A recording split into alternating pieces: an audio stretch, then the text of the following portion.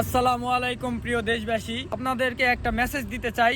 এই সেই চাচা মোহাম্মদ আতোয়ার রহমান রাস্তার দুই পাশে 2 বছর ধরে তিল চাষ করে একটাই উদ্দেশ্য চাচা আল্লাহর ঘর কাবা ঘর তাওয়াফ করতে যাবে, হজ করতে যাবে।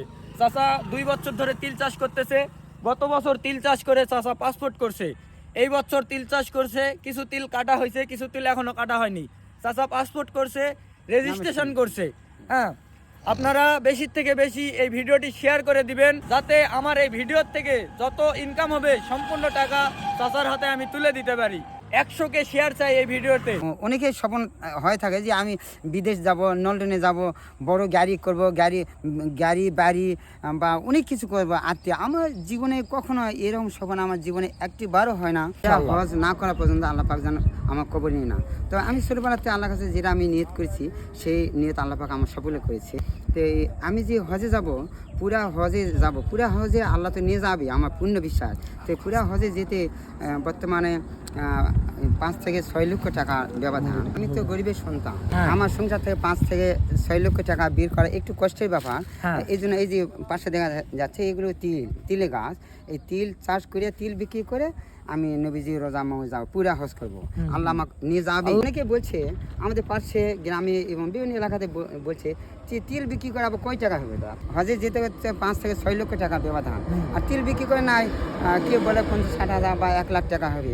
তো আমার টার্গেট যে কিছু কমবে সাথে 1 লাখ টাকা হতে পারে। তো অনেকে বলে যে এই বিক্রি করে তিল চাষ বিক্রি করে তো এতগুলো টাকা হওয়ার সম্ভব নয়। চাষ করতেছি, এটা তো আমার একটা ওসিলা। একজন ব্যক্তি 50 বছর ভরে যে নামাজ পড়ে, সে নামাজ একতে নামাজ কবুল হলে কিনা এর কোনো প্রমাণ তো নাই। তবে বিশ্বাসের উপর আল্লাহ রসুলকে পাওয়ার আশায় নামাজ পড়তে হয়। আর একজন বেনামাজিকে যখন জায়নামাজের দণ্ডামি করানো হয়, এই পর্যন্তই বান্দাকে জায়নামাজের দণ্ডামি যখন করালাম, তখন আমি নামাজের সমান সওয়াব পেলাম।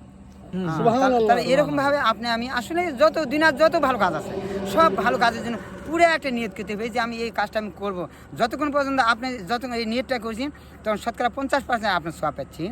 যখন আপনি পুরাতে কাজটা করার জন্য শুরু করেছেন, তখন আল্লাহ পাক আপনার শতকরা 100% সওয়াব আল্লাহ পাক আপনার আমলনামায় দিবে।